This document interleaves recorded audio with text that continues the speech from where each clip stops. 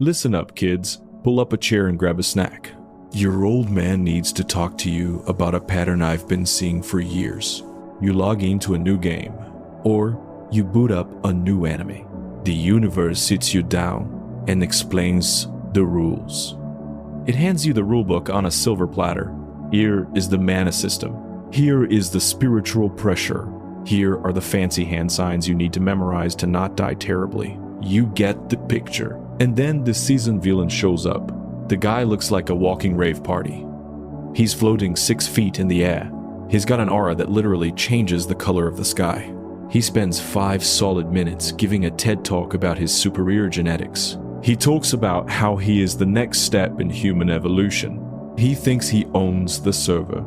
And then, out of the absolute nowhere, a completely normal dude walks up. No glowing eyes. No magical chanting. No spirit animal standing behind him. He just cracks his knuckles. And he proceeds to beat this glowing god into the pavement with his bare hands. Just pure, unadulterated physical violence, son. Let me tell you, there is nothing more satisfying in the history of television. We are so used to these massive bloated magic systems. Authors love making rules, power levels, magic categories, class systems. These systems exist for one reason. They create a food chain. They tell the audience exactly who the apex predator is. They tell us who makes the rules and who washes the dishes.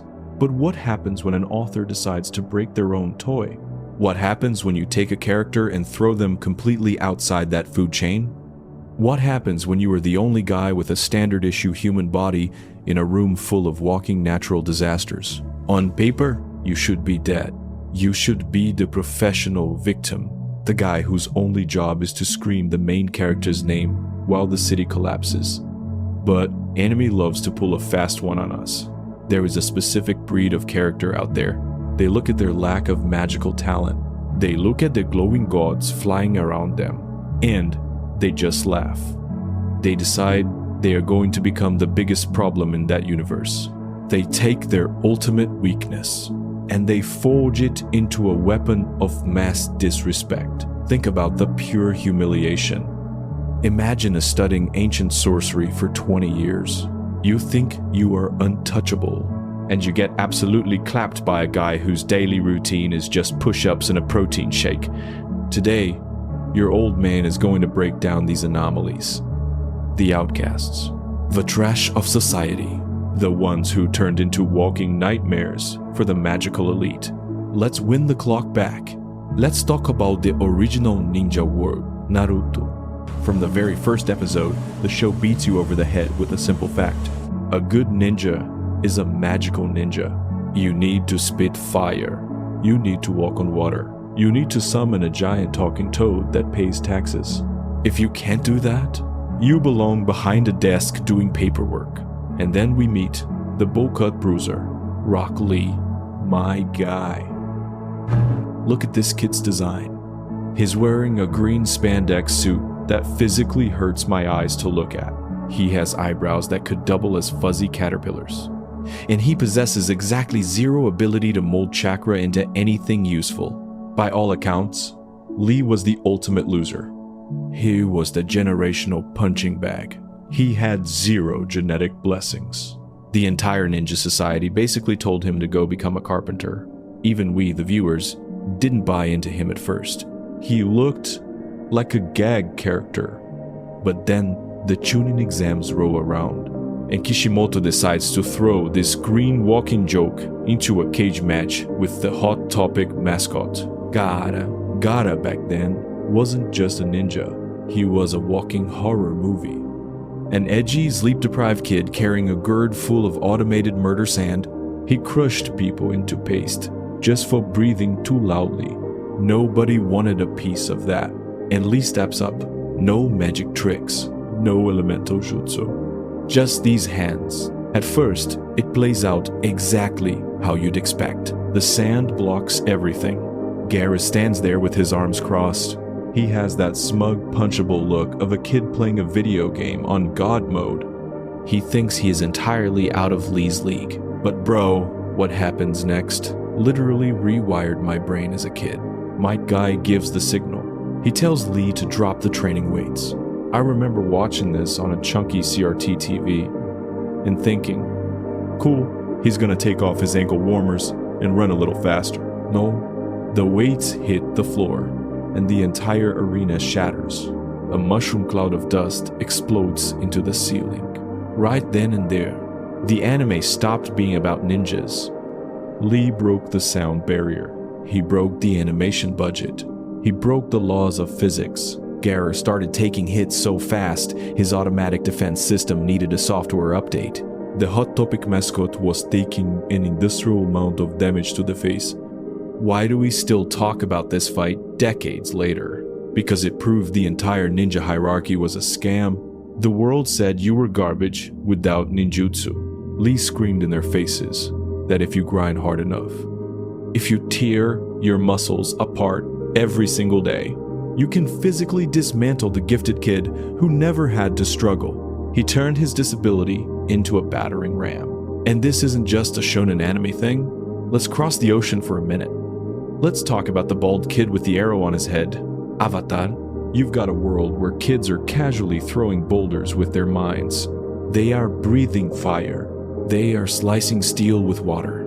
And sitting in the back of the flying bison is Sokka, Captain Boomerang. If you look at early season Sokka, he was the definition of a walking liability. He couldn't bend a paperclip. His primary weapon was a wooden toy. Compare that to a guy launching thermal detonators out of his palms. Whenever a real fight broke out, Aang and Katara would do some majestic divine martial arts. Sokka was in the background slipping on a banana peel. He was the beta male of the group. He was the comic relief, whose main job was getting bullied by local wildlife.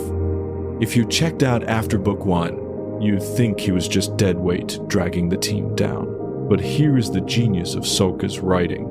The world didn't give him a magical bazooka, so he was forced to build a brain, while the rest of the crew was playing demigod.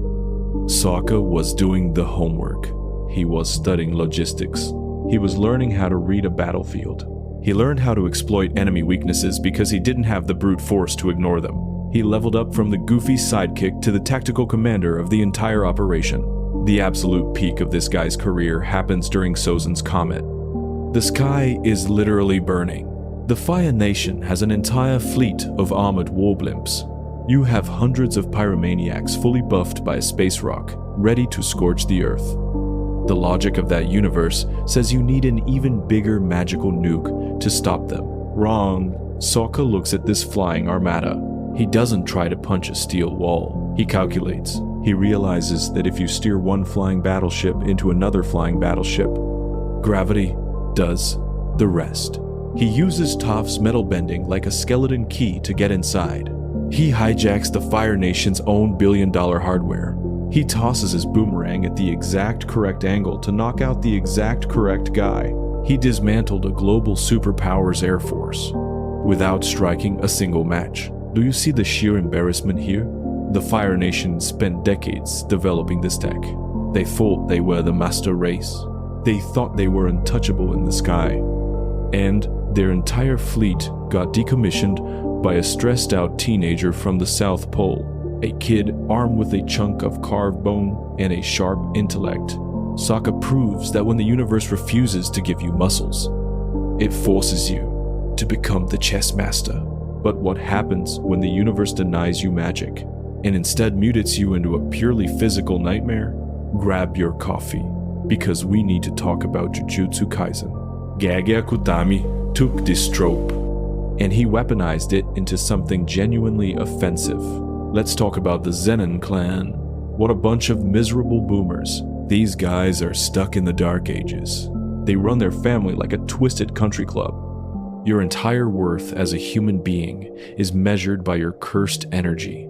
If you don't have a shiny curse technique, you are not a person to them. You are furniture. Then Maki is born. Miss Drama herself. Almost zero cursed energy. No technique. She couldn't even see the monster she was supposed to fight without wearing special glasses.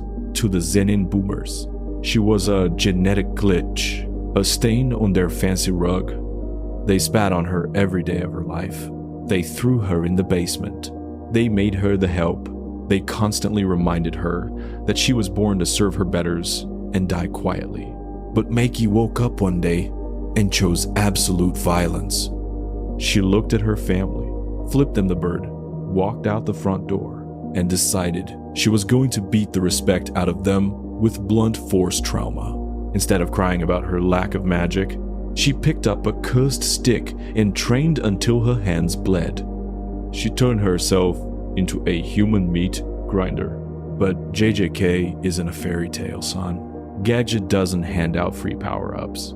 He charges, attacks on your soul for Maki to actually reach the absolute summit of physical power. She couldn't just do push-ups. She had to lose Mai, her own twin sister, because the magic system in JJK is so twisted and vindictive. Mai's very existence was acting as a handbrake on Maki's potential. The universe viewed them as one entity. Think about how sick that is. For Maki to get the superhero body, for her to unlock the heavenly restriction fully, her sister had to die. And Mai's final words were basically, burn this whole place down. I'm telling you, what follows is cinematic history. Maki Zenin didn't try to negotiate. She didn't show up with a PowerPoint presentation about why she deserved respect. She woke up with one goal: best control. She walked right back into that compound of arrogant old men. She locked eyes with Naoya, the professional misogynist, and she decided the Zenin bloodline ended today. Those old fools looked at her and still saw the maid. They thought they were dealing with the same powerless little girl. They thought a squad of nameless goons with swords could put her back in her place. They thought they were locking her in a room to punish her. They didn't realize she locked them in the room with her. She butchered them all. Her physical strength reached such a ridiculous tier that these elite sorcerers were turning into red mist. They were getting hit so hard, they stopped being biology and became physics problems. Maki proved that the entire Jujutsu grading system is a joke. Grade 1 is special grade. Who cares? There is no grade classification for an angry teenager moving at Mach 3 with a cursed katana. She took the society that treated her like a disease, and she cured the world of them. But if we are talking about JJK, we have to talk about the blueprint, the dark mirror, the guy who wrote the manual on how to be a physical anomaly. Toji Fushiguro. Is he? Toji Fushiguro, the deadbeat godslayer. Toji is a fascinating case study, kiddos.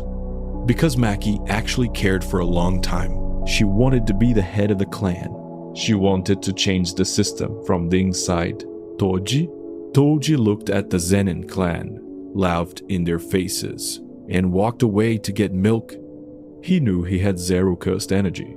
He knew his family viewed him as a defective product, but he didn't care about reforming their politics. He realized his lack of magic made him invisible to magic sensors. So he monetized his disability. He became a hitman for hire. He weaponized his exclusion to kill the very people who excluded him. When the show introduces Toji, it doesn't play hype music. It shows you a bum, a deadbeat dad sleeping on couches, a guy blowing his money on boat races, a guy who forgot his own kid's name. Father of the year right here.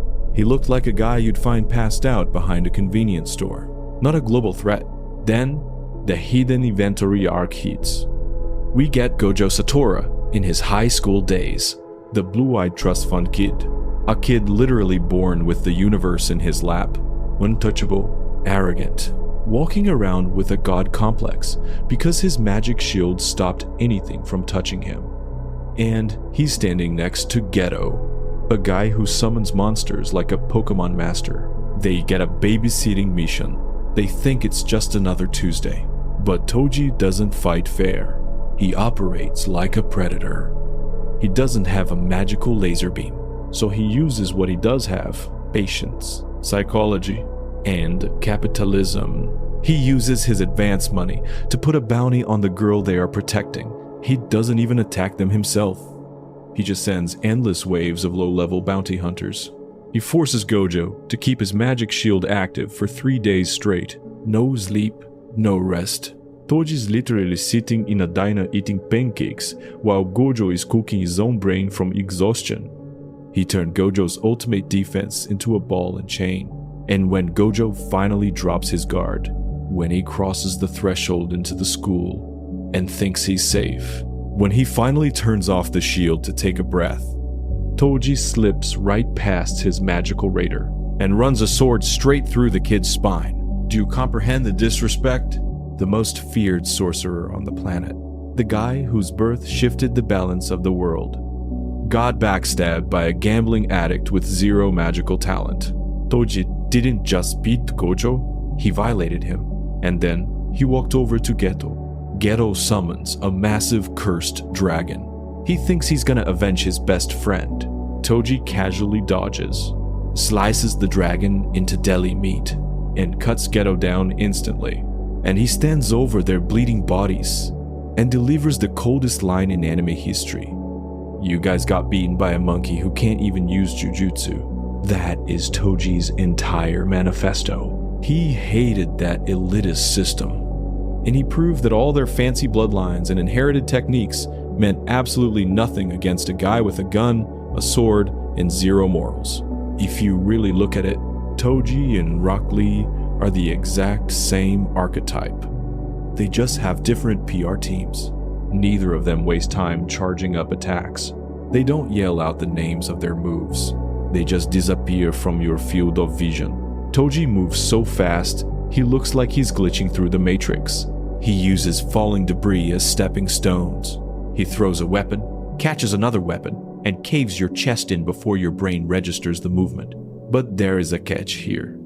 And it's something people usually ignore when they make hype edits on TikTok. We look at these characters and we cheer. We love seeing the underdog absolutely ruin the chosen one. But the price tag on that power is horrifying. The universe doesn't give you a free pass when you break its rules. Being exceptional without the proper tools requires you to sacrifice pieces of yourself.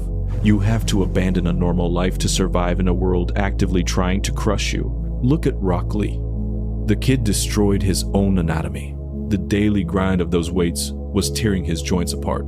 During the Gata fight, when he opened the inner gates, his muscles were literally tearing themselves off his bones. His skeleton splintered. He was millimeters away from spending the rest of his life feeding through a tube. And why? Just to buy 5 minutes of equal footing with a guy who was born lucky. Look at Maki's price tag. She bought her strength with her sister's blood and her own sanity.